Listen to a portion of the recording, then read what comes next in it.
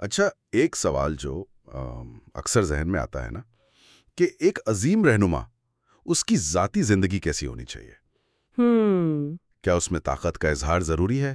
مطلب بڑے بڑے محل، مہنگی گاڑیاں، وہ سب کچھ؟ آج ہم جن ذرائع کا جائزہ لے رہے ہیں وہ ہمیں ایک ایسی شخصیت کی زندگی میں لے جاتے ہیں جس نے تاریخ کا دھارا ہی بدل دیا، لیکن ان کی اپنی زندگی سادگی، عاجزی اور انصاف کی ایک ایسی داستان تھی جو آج بھی سچ کہوں تو ناقابل یقین لگتی ہے۔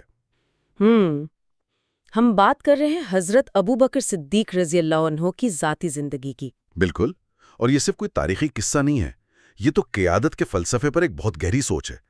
اکثر لوگ سمجھتے ہیں کہ طاقت اور سادگی یہ دو الگ الگ چیزیں ہیں، ایک دوسرے کی ضد۔ جی، ایک دوسرے کی ضد، لیکن ذرائع ہمیں بتاتے ہیں کہ حضرت ابوبکر رضی اللہ عنہ کی زندگی اس نظریے کو چیلنج کرتی ہے۔ یہ کہانی اس بات کی ہے کہ کس طرح انہوں نے ظاہری طاقت کو ترک کر کے اصل طاقت حاصل کی۔ یہ قیادت کا ایک ایسا ماڈل ہے جو آج کے دور کے لیے شاید پہلے سے بھی زیادہ اہم ہے۔ آئیے اسی نقطے سے شروع کرتے ہیں۔ جب وہ خلیفہ بنے تو ان کی زندگی میں کون سی چیزیں نہیں تھیں؟ ہمارے سامنے جو حوالے ہیں وہ ایک واضح تصویر پیش کرتے ہیں۔ نہ کوئی محل تھا، نہ کوئی ذاتی محافظ، جی، نہ کوئی شاہانہ ٹھاٹ باٹ، اور نہ ہی کوئی خاص مراعات۔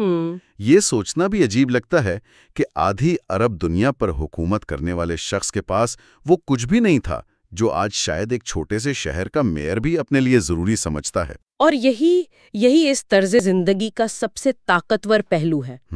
یہ کوئی مجبوری نہیں تھی، بلکہ ایک شعوری اور ایک سیاسی انتخاب تھا۔ انہوں نے جان بوجھ کر ہر اس علامت کو رد کر دیا جو ایک حکمران اور عوام کے بیچ میں فاصلہ پیدا کرتی ہے۔ بالکل۔ محل، پروٹوکول، سیکیورٹی، یہ سب چیزیں عوام کے ذہن میں حاکم کا ایک خاص تصور بناتی ہیں کہ وہ ہم سے مختلف ہیں، ہم سے بڑھتر ہیں اور ہماری پہنچ سے بہت دور ہے۔ انہوں نے اس تصور کی جڑ ہی کاٹ دی۔ یہ بات واقعی حیران کن ہے۔ مجھے ان کی روز مرہ کی زندگی کی کچھ مثالیں بہت متاثر کرتی ہیں۔ ذرائع بتاتے ہیں کہ وہ خود بکریوں کا دودھ دوتے تھے، جی، مسجد کی صفائی میں عام لوگوں کے ساتھ شریک ہوتے، اور یہاں تک کہ اپنا کھانا بھی خود تیار کرتے۔ اب یہاں ایک سوال پیدا ہوتا ہے، ایک شخص جو اتنی بڑی ریاست کے فیصلے کر رہا ہے، جنگوں کی منصوبہ بندی کر رہا ہے، گورنر مقرر کر رہا ہے، اس کے پاس ان چھوٹے چھوٹے کاموں کے لیے وقت کیسے نکلتا تھا؟ کیا یہ عملی طور پر ممکن تھا یا یہ صرف علامتی کام تھے؟ یہ ایک بہترین سوال ہے، کیونکہ یہ عملیت اور علامت کے درمیان کے تعلق کو واضح کرتا ہے۔ دراصل یہ دونوں تھے۔ ان کاموں میں شاید بہت زیادہ وقت نہ لگتا ہو، ایک بکری کا دودھ دوہنے میں کتنی دیر لگتی ہے؟ ٹھیک۔ لیکن ان کا پیغام بہت گہرا تھا۔ یہ ایک طرح سے آپ کہہ سکتی ہیں کہ مینجمنٹ بائی واکنگ اراؤنڈ کا ابتدائی نمونہ تھا۔ جب خلیفہ خود عام لوگوں کے کاموں میں شریک ہوتا ہے تو وہ صرف ایک کام نہیں کر رہا ہوتا، بلکہ یہ اعلان کر رہا ہوتا ہے کہ کوئی بھی کام چھوٹا نہیں اور کوئی بھی شخص قانون سے بالاتر نہیں۔ اچھا، یعنی یہ صرف عاجزی کا مظاہرہ نہیں تھا بلکہ ایک طرز حکمرانی تھا۔ بالکل۔ اس سے عوام کو یہ پیغام ملتا تھا کہ ہمارا حاکم ہم میں سے ہی ایک ہے۔ بالکل۔ وہ ہمارے مسائل کو سمجھتا ہے کیونکہ وہ ہماری جیسی زندگی گزار رہا ہے۔ بالکل۔ اور اس کا ایک اور نفسیاتی اثر تھا۔ اس نے حکمران اور عوام کے درمیان خوف کی دیوار گرا دی۔ جب آپ دیکھتے ہیں کہ آپ کا حکمران آپ کے ساتھ بیٹھ کر کام کر رہا ہے تو آپ اس سے اپنی شکایت یا مسئلہ بیان کرتے ہوئے جھجک محسوس نہیں کرتے۔ صحیح۔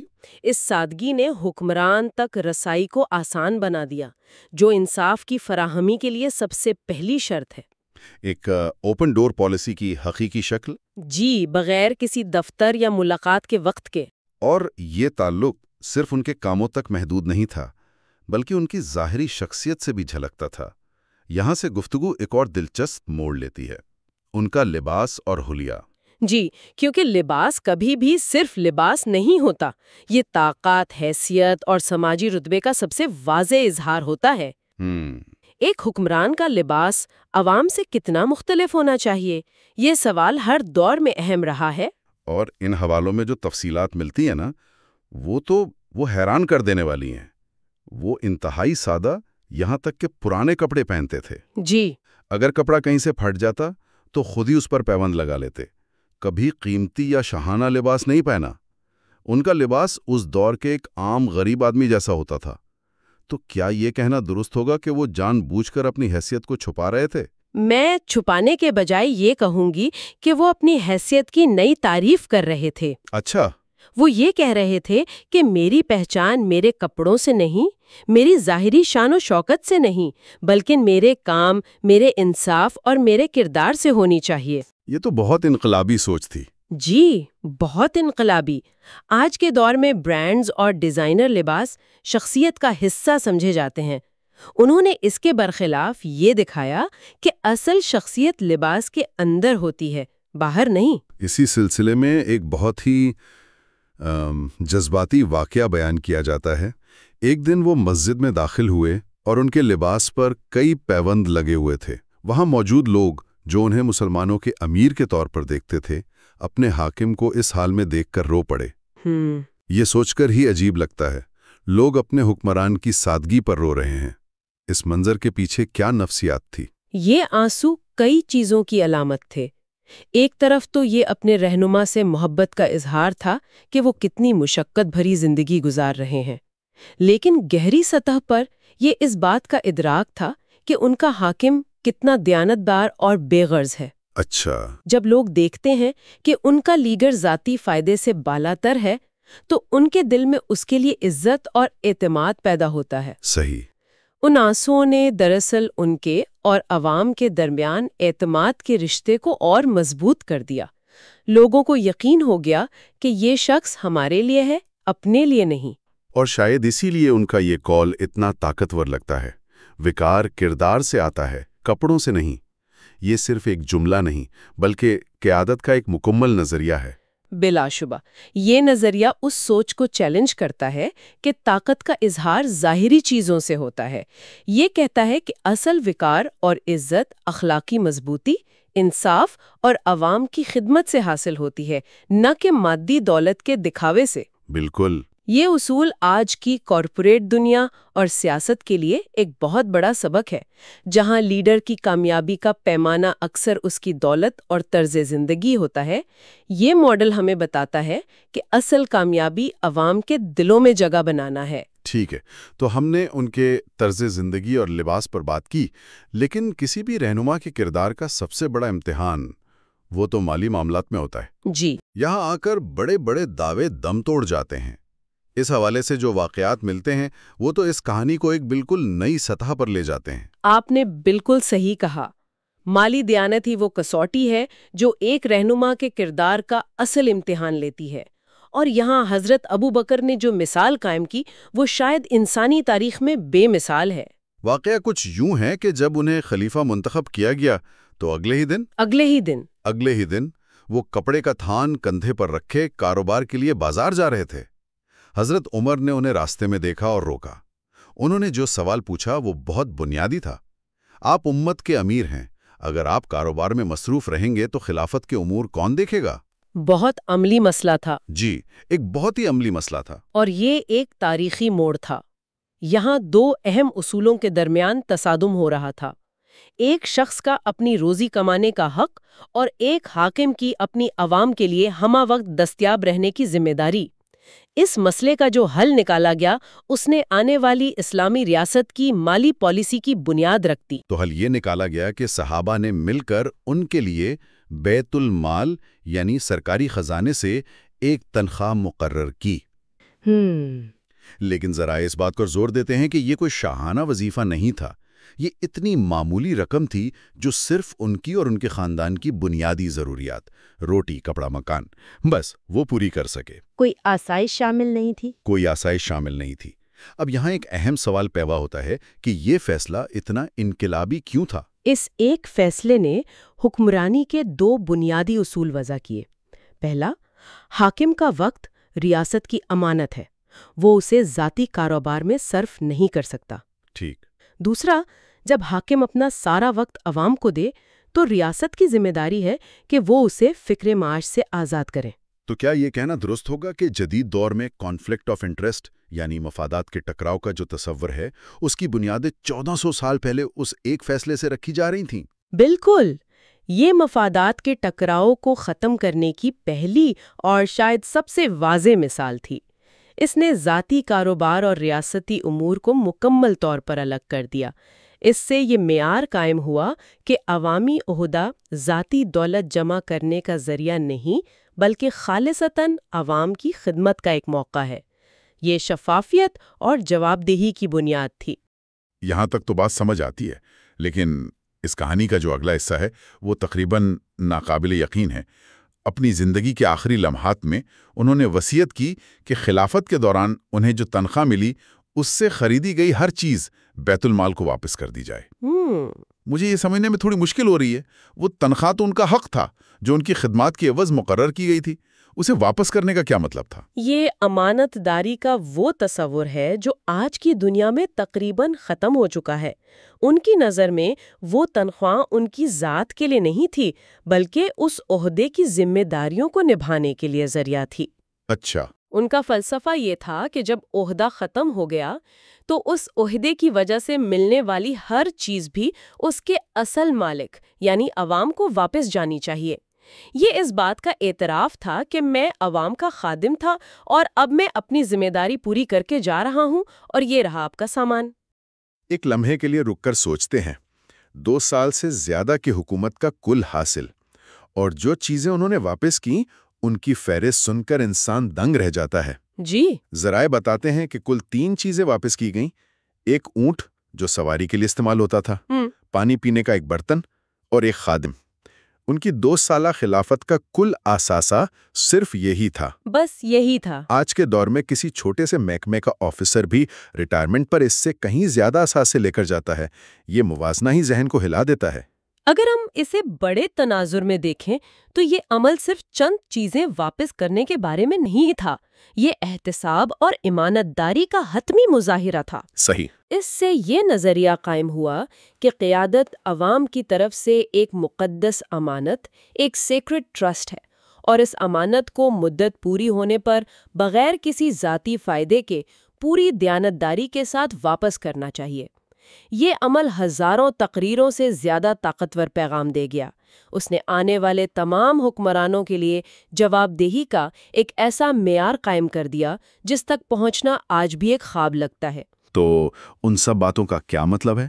آج ہم نے جن ذرائع کا گہرائی میں جا کر جائزہ لیا ان سے 3 اہم باتیں بالکل واضح ہو کر سامنے آتی ہیں۔ ایک انتہائی سادہ طرز زندگی جو حاکم اور عوام میں فرق مٹا دے، ایک عاجزانہ حلیہ جو بتائے کہ وقار کپڑوں سے نہیں کردار سے ہے، اور مکمل بے داغ مالی دیانت جس کی انتہا یہ تھی کہ بیت المال سے لیا گیا سب کچھ واپس کر دیا جائے۔ مرکزی خیال یہی ہے کہ حقیقی طاقت اور سادگی نہ صرف ایک ساتھ ممکن ہے بلکہ شاید اصل طاقت سادگی، خدمتداری اور دیانتداری ہی سے جنم لیتی ہے۔ بلا شبہ۔ اور یہاں ایک آخری گہری سوچ ابھرتی ہے۔ ذرائع ہمیں یہ تو بتاتے ہیں کہ انہوں نے کیا کیا، جی، لیکن ایک لمحے کے لیے یہ سوچیں کہ آج کی دنیا میں جہاں قیادت کو دولت، طاقت، شہرت اور مراعات سے الگ کرنا ناممکن سمجھا جاتا ہے، کیا اس طرح کی سادگی کا تصور بھی کیا جا سکتا ہے؟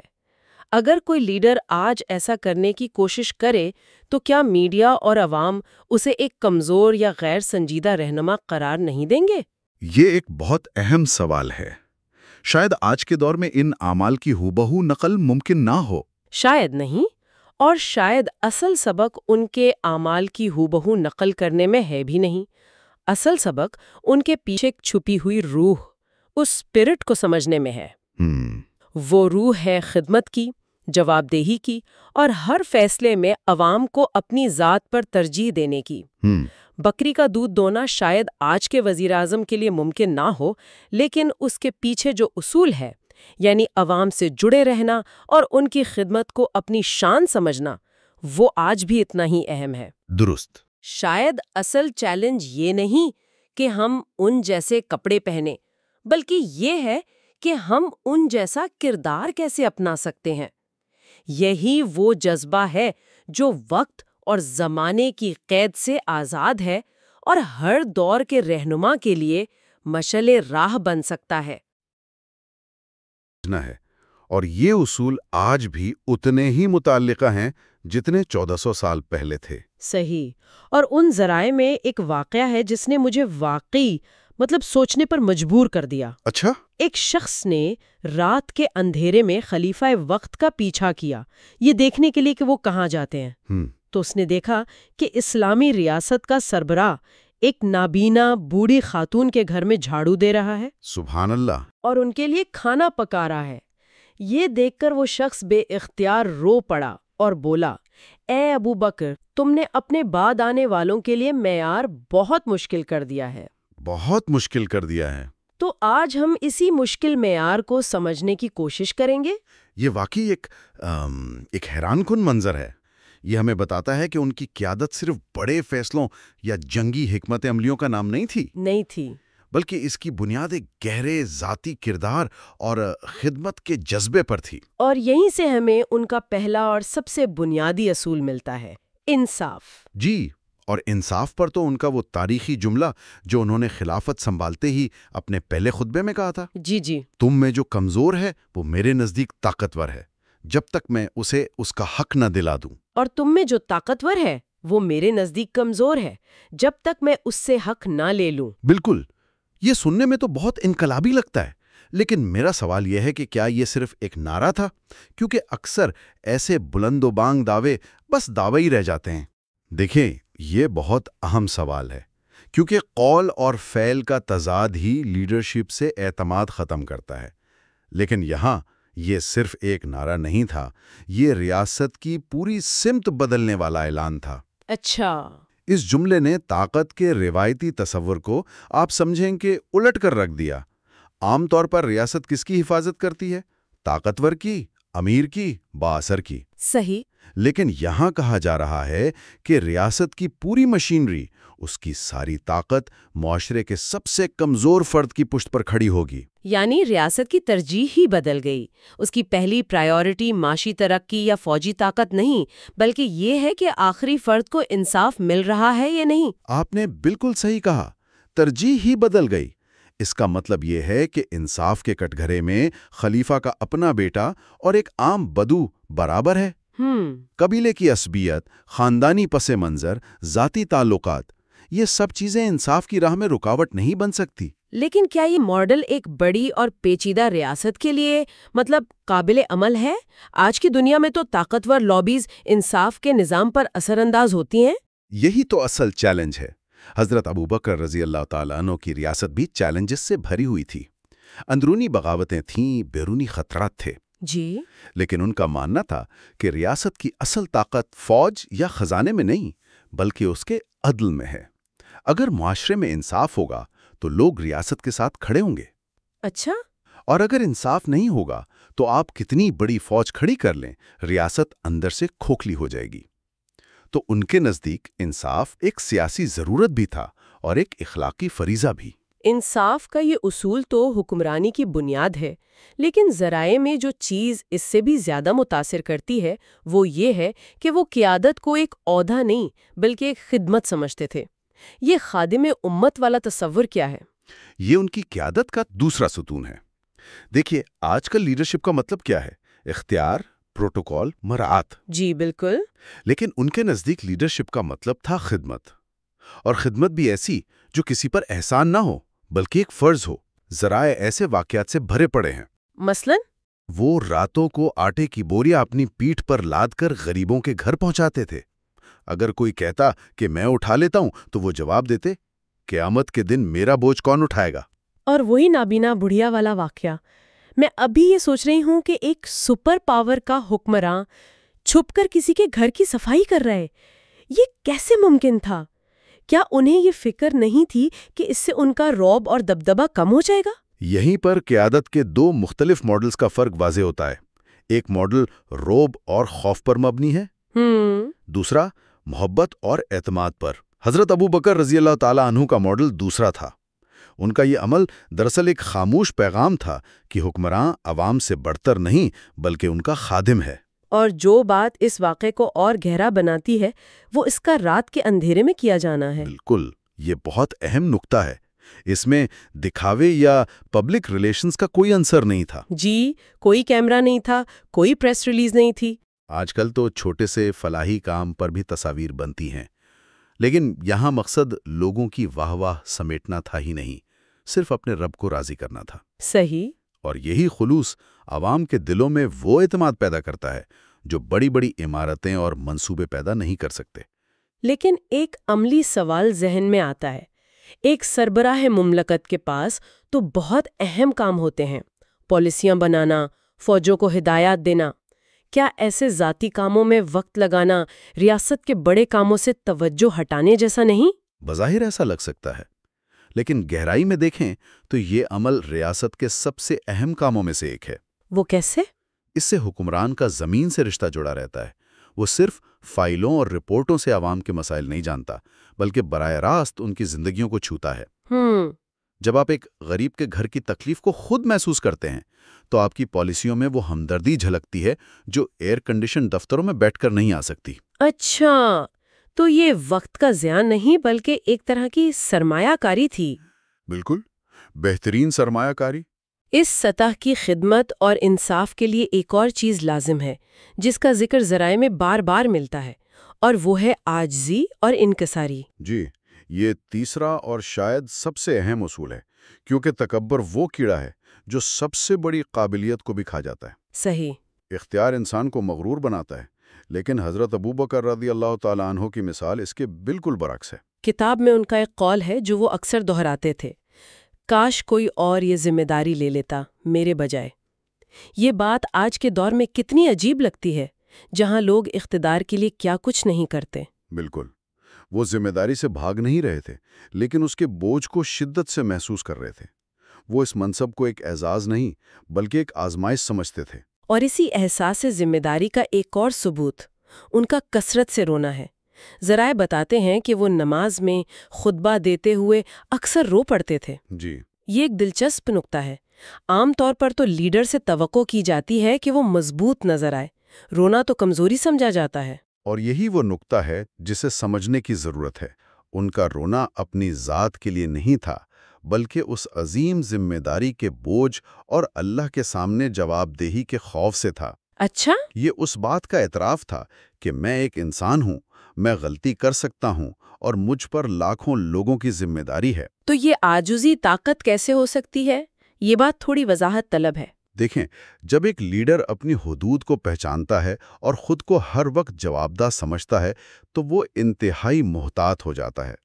وہ ہر فیصلہ 1000 بار سوچ کر کرتا ہے، وہ مشورے کو اہمیت دیتا ہے، وہ تنقید کو کھلے دل سے قبول کرتا ہے۔ جبکہ ایک مغرور لیڈر خود کو عقل کل سمجھتا ہے اور تباہ کن فیصلے کر بیٹھتا ہے۔ تو ان کی عاجزی نے عوام اور ان کے درمیان اعتماد کا ایک ایسا رشتہ قائم کیا جو خوف سے کہیں زیادہ مضبوط تھا۔ گویا ان کی زندگی کا اصول تھا کہ جتنا بڑا منصب اتنی ہی زیادہ عاجزی۔ بالکل یہی۔ تو ان تینوں اصولوں، انصاف، خدمت اور عاجزی کو سامنے رکھتے ہوئے اب اس حصے کی طرف آتے ہیں کہ آج کا دور ان سے کیا سیکھ سکتا ہے۔ کتاب میں 7 اہم اسباق کا خلاصہ دیا گیا ہے۔ جی، ان میں سے ایک نکتہ ہے، سادگی عزت بڑھاتی ہے، دولت نہیں۔ آج کے دور میں تو یہ بات بالکل الٹ لگتی ہے۔ بالکل الٹ۔ آج تو لیڈرشپ کا تعلق ہی دولت، مہنگی گاڑیوں، بڑے محلات اور طاقت کے مظاہرے سے جوڑا جاتا ہے۔ تو یہ اصول آج کیسے متعلقہ ہے؟ ذرائع بتاتے ہیں کہ حضرت ابوبکر رضی اللہ تعالی عنہ نے خلیفہ بننے کے بعد بھی اپنا کپڑے کا کاروبار جاری رکھنے کی کوشش کی۔ جب صحابہ نے اصرار کیا کہ وہ پورا وقت ریاست کو دیں تو ان کے لیے بیت المال سے صرف اتنا وظیفہ مقرر کیا گیا، کتنا؟ جتنا ایک عام مزدور کی ضرورت کے لیے کافی تھا۔ اچھا، اس کا نفسیاتی اثر کیا تھا؟ عوام کو 100% یقین تھا کہ ان کا حکمران ذاتی خزانہ بھرنے نہیں آیا۔ یہ اعتماد کسی بھی مہنگے منصوبے سے زیادہ قیمتی ہوتا ہے۔ سادگی ایک پیغام دیتی ہے کہ میں تم میں سے ایک ہوں۔ ایک اور نکتہ ہے، نرم دل ایک بڑا لیڈر بناتا ہے۔ اسے بھی آج کل کمزوری سمجھا جاتا ہے۔ کہتے ہیں کہ لیڈر کو سخت ہونا چاہیے۔ یہاں نرم دلی کا مطلب فیصلہ سازی میں کمزوری ہرگز نہیں۔ حضرت ابوبکر نے ریاست کے خلاف بغاوت کرنے والوں کے خلاف انتہائی سخت ایکشن لیا۔ جی، وہ تو تاریخ کا حصہ ہے۔ لیکن عوام کے ساتھ ان کا معاملہ شفقت اور رحم دلی کا تھا۔ نرم دلی کا مطلب ہے ہمدردی، ایمپتھی، یہ صلاحیت کہ آپ دوسروں کے درد کو محسوس کر سکیں۔ جب ایک لیڈر اپنے عوام کے لیے نرم دل رکھتا ہے تو اس کے فیصلے صرف اعداد و شمار پر نہیں بلکہ انسانی ہمدردی پر مبنی ہوتے ہیں۔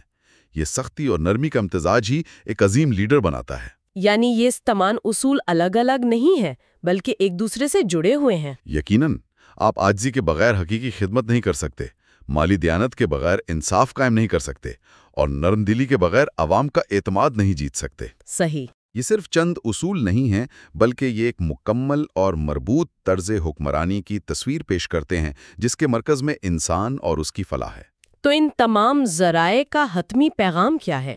حضرت ابوبکر رضی اللہ کی زندگی کا اصل نچوڑ کیا ہے؟ میرے خیال میں ان کی زندگی ہمیں یہ سکھاتی ہے کہ سادگی ہی اصل عظمت ہے، عاجزی ہی اصل طاقت ہے، خدمت ہی اصل لیڈرشپ ہے، اور انصاف ہی اصل حکومت ہے۔ اور کتاب میں ایک بہت ہی خوبصورت اقتباس ہے جو ان کی پوری زندگی کا احاطہ کرتا ہے۔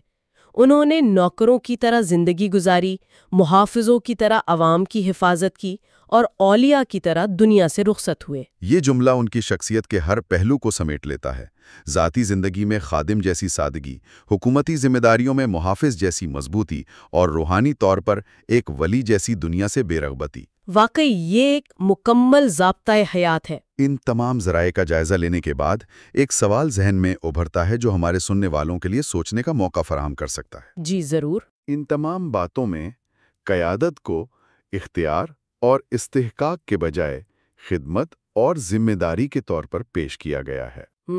آج کے دور میں جب ہم اپنے ارد گرد قیادت کو دیکھتے ہیں یا خود کسی قائدانہ کردار کے بارے میں سوچتے ہیں تو ہمارے ذہن میں پہلا تصور طاقت کا آتا ہے یا ذمہ داری کا؟ یہ ایک بہت گہرا سوال ہے۔ اور ان دونوں میں سے کون سا تصور ایک زیادہ مستحکم، خوشحال اور منصفانہ معاشرے کی بنیاد رکھ سکتا ہے؟